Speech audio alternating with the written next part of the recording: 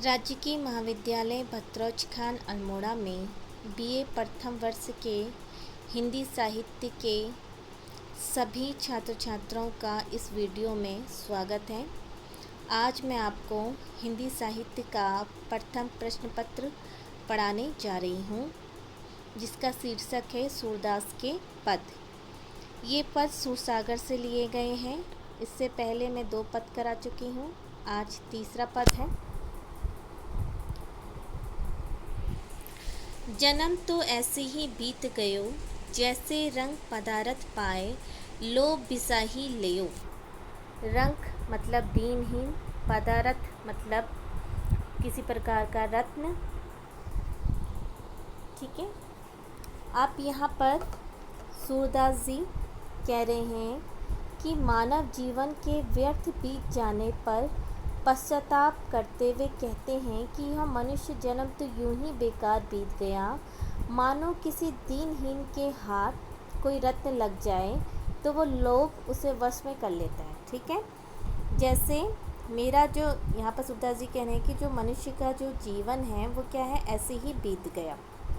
अगर किसी गरीब के हाथ में अचानक से धन आ जाए तो वो लोभ से क्या हो जाता है, ग्रस्त हो जाता है, और बिसही लोया मतलब कि वो सब कुछ सारी चीज़ें भूल जाता है। बहुतक जन्म पुरिस परायण, सुकर स्वान भयो।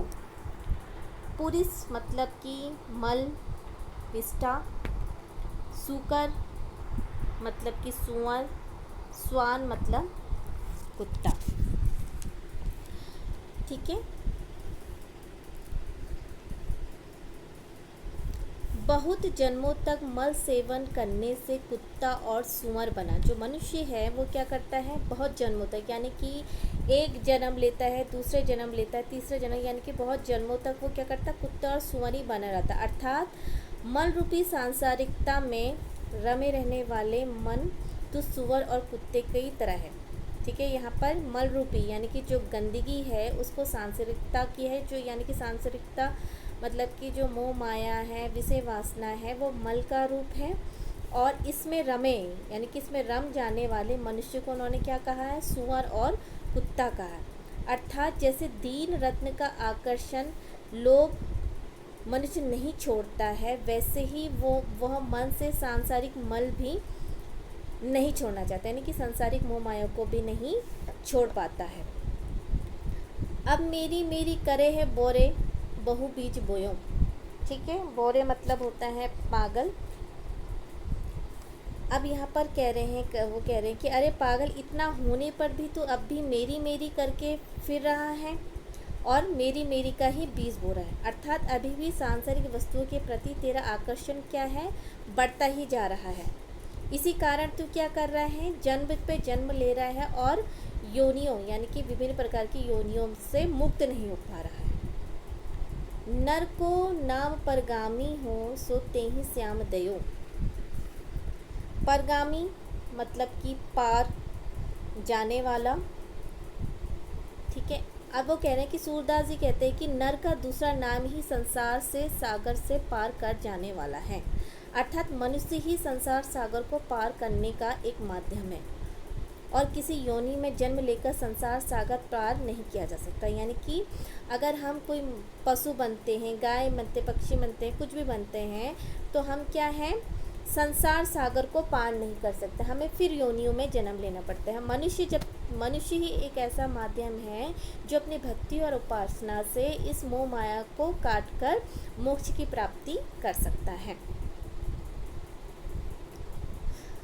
तो वो कह रहे हैं कि ये तुम्हें श्री हरि ने तुम्हें ये प्रदान किया है, तुम्हें इसका क्या करना चाहिए, लाभ उठाना चाहिए। ठीक है। कैसे, जड़ नारिकेल कपी कर जो पायो नहीं पयो। ठीक है। नारिकेल मतलब होता है नारियल, कपी कर मतलब बंदर के हाथ में। ठीक है। पयो मतलब पानी।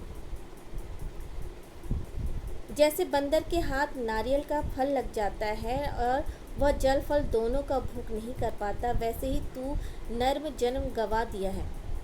ठीक है। अगर किसी बंदर के हाथ में, कपिकर मतलब किसी बंदर के हाथ में नारियल लग जाता है तो वो उसका पानी तो पी जाता है, लेकिन उसके अंदर को फल को नहीं खा पाता। इसीलिए वो कह रहे हैं कि तूने क्या कर रखा है, तूने अपने जन्म पे जन्म गवा दिए हैं, यानी कि कोई भी ऐसा काम नहीं किया। रजनीगत बासर मृग तृष्णा रस हरि के न चयो। अब वो कह रहे हैं कि रात दिन सांसारिक, रजनी रात, बासर मतलब दिन, रात रात दिन सांसारिक मिथ्या की भोग की झूठी मृग तृष्णा में रमा रहा है, यानी कि तू रात दिन सांसारिक जो दिखावटी हैं उसमें मृग तृष्णा यानी कि लालसा में तू लगा रहा। रस हरि न चयो, यानी कि तूने हरि भक्ति का रस का चयो मतलब संचय नहीं किया। सुर नंद नंदन जे ही बिसोयो आप ही आप हो। ठीक है, आगे सूरदास जी कहते हैं कि इन संसार में जिसने नंद पुत्र श्री कृष्ण को भुला दिया, समझो उसने अपने आप विनाश स्वयं अपने हाथों कर लिया।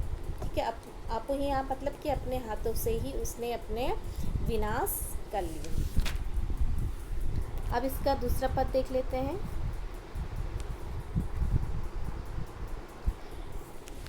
जा दिन मन पंछी उड़ी जेही, ता दिन तरे तन तरुवर के पात झरी। ठीक है, पात मतलब पत्ते। अब यहाँ पर कह रहे हैं कि जिस दिन हे मन जीव रूपी पक्षी उड़ जाएगा। ठीक है, यहाँ पर कवि कह रहे हैं कि सूरदास जी कह रहे हैं कि जिस दिन तेरा जीव रूपी पक्षी उड़ जाएगा उस दिन तेरे शरीर रूपी वृक्ष के सभी पत्ते झड़ जाएंगे। वृक्ष तरुवर यानी कि यहाँ पर इसकी उपाधि दी है कि वृक्ष के समान, पेड़ के समान जो तन है उसके सारे पत्ते क्या होते हैं, जिस प्रकार से जब पेड़ के पत्ते सूख जाते हैं तो वो क्या हो जाते हैं, झड़ जाते हैं। उसी प्रकार से यहाँ पर सूरदास ये कहना चाह रहे हैं कि जब शरीर में प्राण होते हैं तो शरीर हमारा हरा भरा रहता है, और जैसे ही प्राण निकल जाते हैं तो हमारे शरीर भी क्या हो जाता है, सूख जाता है और पत्ते के समान क्या होने लग जाता है, पीला पड़ने लग जाते हैं। यहाँ देही गर्भ न करियो सियार काग गिद्ध खें तीननी में तन।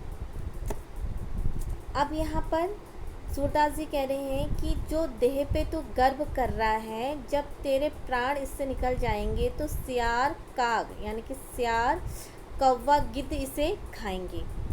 तीनिन में तन कृभि के विष्टा हुए खाक उड़े, कहाँ वह नीर कहाँ वह शोभा।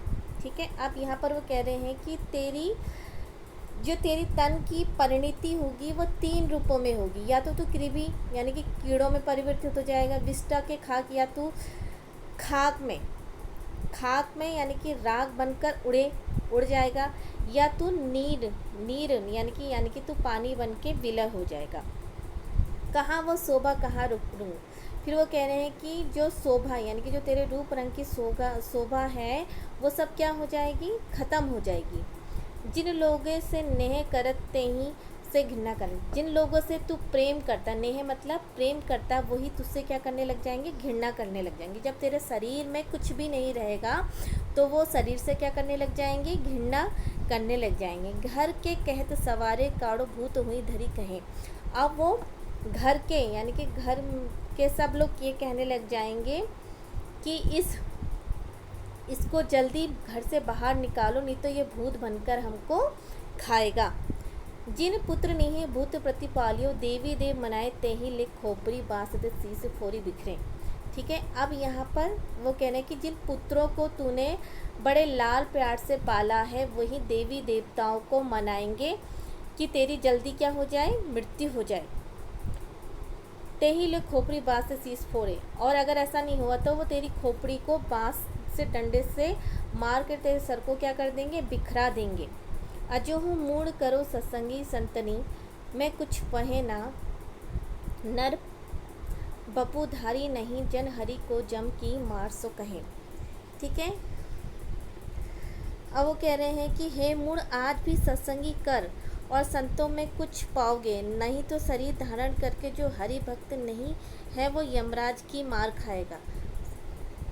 सूरदास भवत भजन विनु वृथा न सुन जन गवे। अब वो कह रहे हैं, यहाँ पर सूरदास कहते हैं कि भगवान के भजन बिना हम व्यर्थी अपना जन्म गंवा देते हैं। ठीक है। अगर वो कह रहे हैं यहाँ पर कि अभी भी मूर्ख यानी कि मूर्ख व्यक्ति तू सत्संगी यानी कि संतों के पास जा और वहाँ जाकर हरि की तो भक्ति कर, तभी तो क्या है जम मतलब यम की मार से बच पाएगा। सूरदास जी यहाँ पर कह रहे हैं कि भगवान के भजन बिना, अगर हम भगवान के भजन बिना अपने जन्म को गंवा देते हैं, यानी कि अगर हम बिना भगवान हरि के भजन नहीं गाते हैं तो हमारा जन्म क्या हो जाता है, ऐसे ही व्यर्थ चले जाता है। ठीक है। इसमें रस शांत है, भाषा ब्रज भाषा है, गुण प्रसाद है। इस पद को यहीं पे समाप्त करते हैं।